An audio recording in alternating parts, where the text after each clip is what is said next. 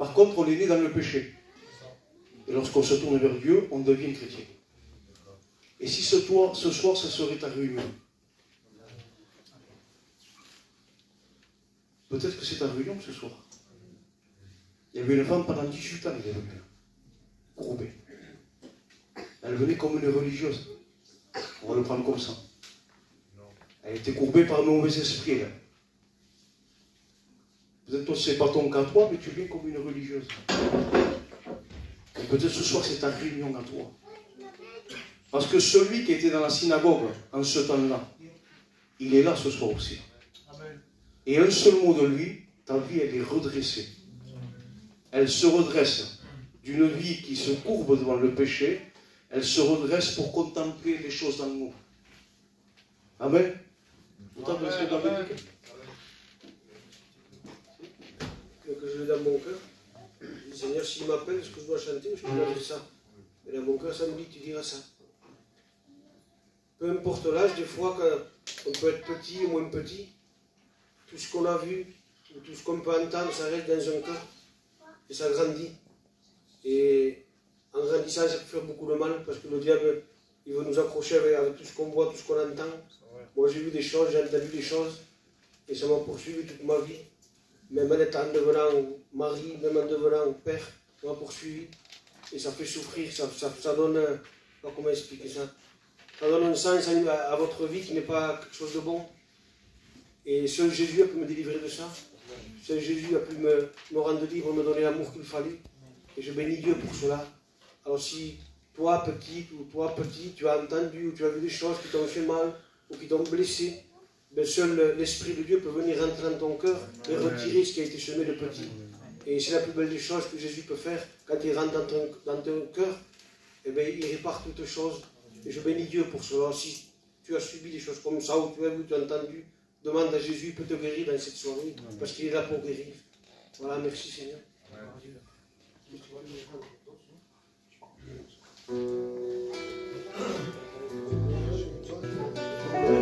Yo me alegré con los que decían que a la casa de Jehová iremos para adorarle a Él, nuestro humilde Señor. Hay lámpara es a mis pies su palabra y el mal lumbrera y en el camino. Si necesitas también de hoy mándale esta canción. Derrama tu gloria ahora. Derrama tu gloria ahora. Abre tu mano, Señor, envíanos la bendición. Derrama tu gloria ahora. Derrama tu gloria ahora. Abre tu mano, Señor, envíanos la bendición.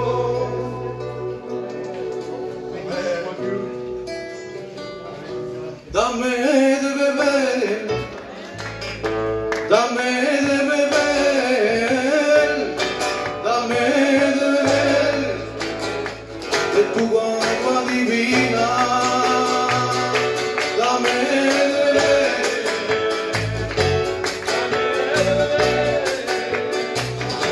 dame de beber de tu palabra divina. Amen. Soit Dieu. L'heure est avancée. Donc il y a encore un témoignage. Laurie, tu es? Je vais prendre un petit café.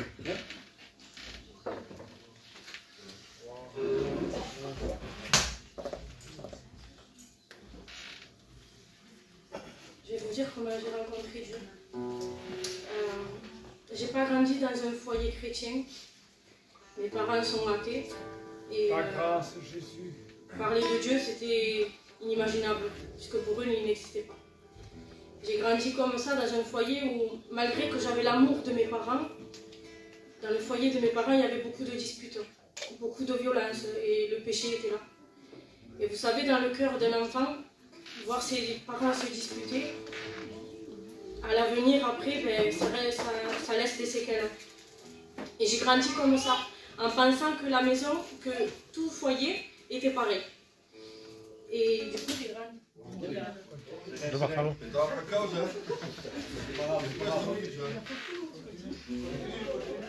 Du coup, j'ai grandi comme ça, et c'est troublant. J'ai grandi comme ça, et donc du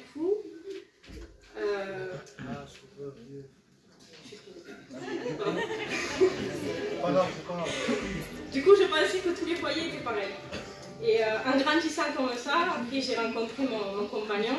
Avant de le rencontrer, je me disais qu'il y avait un Dieu qui existait, mais c'était sans plus. Puisque Dieu a mis dans le cœur de tout homme la pensée d'éternité. Et j'ai rencontré mon compagnon, et mon compagnon me disait que Dieu existait, donc il confirmait ce que je pensais. Et je suis rentrée pour la première fois chez mes beaux-parents. Et quand je suis rentrée, j'ai senti quelque chose de différent de chez mes parents. Quand je suis rentrée, il y avait la paix, il y avait la joie, chose que moi je ne connaissais pas. Et j'étais tellement bien dans cette maison que je ne voulais plus partir. Donc ma mère, elle me déposait à 9h du matin et mon beau-père, il me ramenait à minuit de la nuit. Et c'était comme ça pendant un moment. Et mon beau-père, à chaque fois, il me disait que Jésus était vivant, qu'il était sauveur, qu'il était mort pour moi. Et qu'il pouvait me sauver. Et je continuais comme j'étais. Et après, je suis venue à une réunion. C'était une mission. Mais je n'avais pas entendu ce qu'il y avait, parce qu'il y avait beaucoup d'enfants, il y avait beaucoup de bruit, donc du coup, je ne l'entendais pas. Mais ce que je peux vous dire, c'est que quand je suis rentrée dans la réunion, j'ai senti quelque chose qui n'était pas pareil que dehors. Et cette chose-là, ça attire nos vies. Et donc du coup, depuis ce jour-là, j'ai continué à aller aux réunions. Malgré que je n'étais pas fidèle et que je n'avais pas rencontré Jésus, je continuais à aller aux réunions. Et même si je n'avais pas rencontré Jésus, il avait déjà fait des choses pour moi. Il avait fait des miracles à moi déjà. Il m'avait guéri d'un kyste, il avait fait beaucoup de choses à moi. Il avait guéri une blessure qu'il y avait dans mon cœur sans même que je le rencontre. Et en continuant à venir, j'ai eu ce désir de le rencontrer. Mais en venant, il n'y avait rien qui se passait. Donc du coup, je m'en suis lassée et j'ai laissé tomber. Et un jour, j'étais chez moi toute seule. Il y avait des cantiques à la télé et puis je ressens fort dans mon cœur qu'il fallait que je prie. Et je n'ai pas cherché à comprendre. Je me suis dit, bon, mais tant pis, je vais le faire. Et j'ai fait, Seigneur, tu veux vraiment que je prie? Et il me dit audiblement, je l'entends audiblement, prie. Alors je m'assois et je commence à prier à Dieu. Honnêtement, je ne sais plus ce que je lui disais. Par contre, il s'est passé quelque chose ce jour-là. Il s'est passé que je prenais conscience que je lui disais, Seigneur, tu es mort pour moi. On t'a crucifié, on t'a frappé, on t'a humilié, on t'a craché dessus.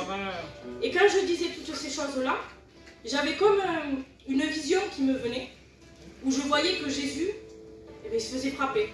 Et je lui disais, ça c'est à cause de moi. Ça c'est pour moi qu'il a pris. Parce que lui il est saint. Et c'est moi qui est coupable. Et en faisant ça, je me suis dit, Seigneur, je t'ai fait tout cela. C'est à cause de moi que tu as souffert. Et je me suis mise à pleurer. J'ai senti une énorme tristesse qui m'a envahie. J'ai pleuré comme jamais. Jamais j'aurais pu pleurer. Et j'ai demandé pardon à Dieu parce qu'à ce moment-là, pardon pour le mot que je vais dire, mais je me suis sentie sale. Je me suis sentie sale de mon péché. Et quand je pleurais, j'ai senti des bras m'entourer, m'envahir. C'était chaud. C'est dur à expliquer parce qu'il faut vraiment le vivre. J'ai senti quelque chose m'envahir. En fait, ça me consolait en fait. Et quand c'est parti, tout ce que j'avais dans mon cœur, parce que j'étais une personne qui avait beaucoup de culpabilité. Je culpabilisais beaucoup, sur tout et n'importe quoi. Et j'avais des blessures étant petite qui n'étaient pas guéries. Quand je me suis levée de cette prière, j'ai compris que Dieu m'avait sauvée et qu'il m'a accordé la nouvelle naissance. Parce que quand je continue à avancer dans les choses de Dieu, j'avais pas la même manière de parler. Je pensais plus pareil, je voyais plus pareil. Je m'habillais même plus pareil. Et j'avançais comme ça avec le Seigneur. Vous savez, quand Dieu enlève quelque chose dans les cœurs, pour nous, en tant qu'humains, on se dit que c'est impossible. Parce que ce qui vient d'en haut, c'est un miracle qui se passe dans une vie en vérité. C'est un miracle. Et ce miracle qu'il a fait pour moi et pour les frères et les sœurs qu'il y a ici, il peut le faire pour vous. Peu importe le péché que vous avez fait, peu importe le cœur, comment il est, Dieu peut agir en vous. Il faut seulement croire et l'accepter. Amen, amen.